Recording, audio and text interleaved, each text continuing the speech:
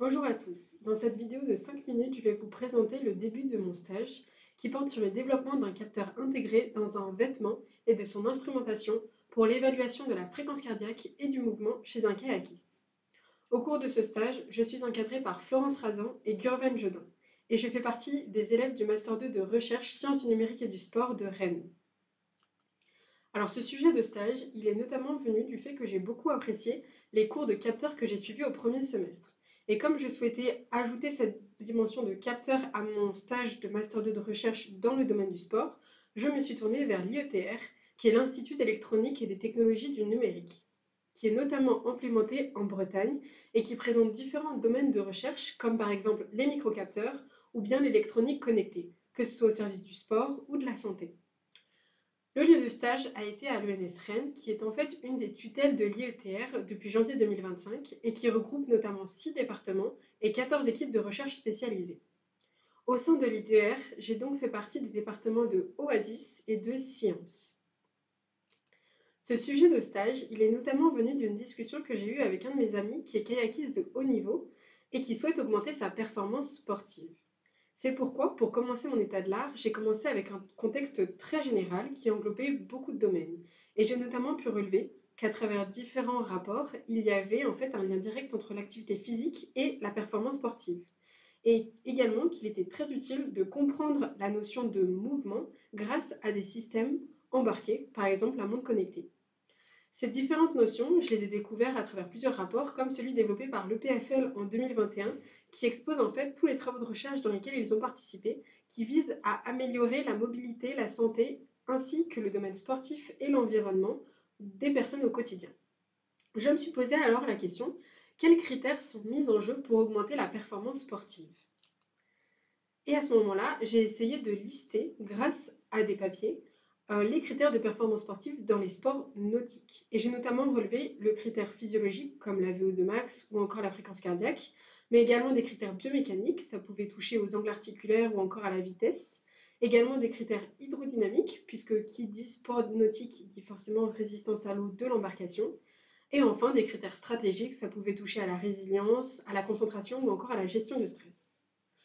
Un peu plus particulièrement pour ce qui est du kayak, le critère principal est la vitesse qui a un impact direct sur la performance sportive. C'est pourquoi, pour répondre à la problématique générale, je me suis posé la question, quels dispositifs de mesure permettent d'optimiser la vitesse en exploitant les données de physiologie et de biomécanique dans le domaine du kayak? Pour répondre à cela, je me suis notamment intéressée à plusieurs thèses. Certaines développent ce qu'on appelle des rameurs, des ergomètres, dans les laboratoires pour pouvoir mieux analyser les mouvements réalisés par les kayakistes de haut niveau.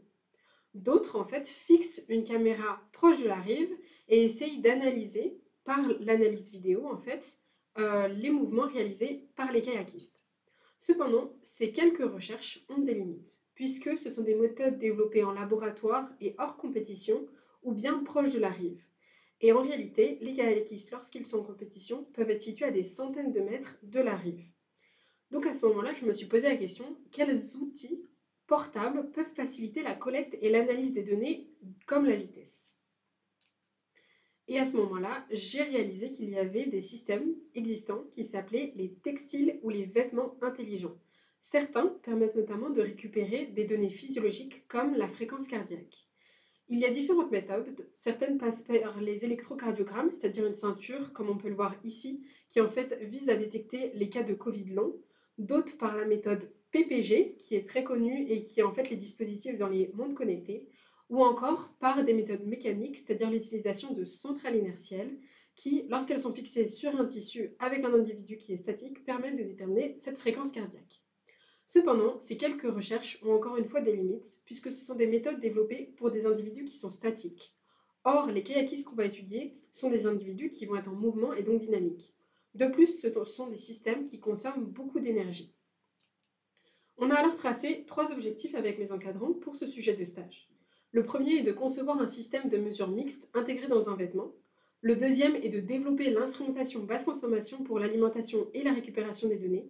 Et le troisième vise à caractériser le système et évaluer sa sensibilité. À ce moment-là, pour répondre à cette problématique, l'objectif, ça va être les étapes 1 et 2, c'est-à-dire les étapes de bibliographie. Les étapes 3 et 4 vont être pour l'avenir de prendre en main le système intelligent ainsi que de concevoir le vêtement.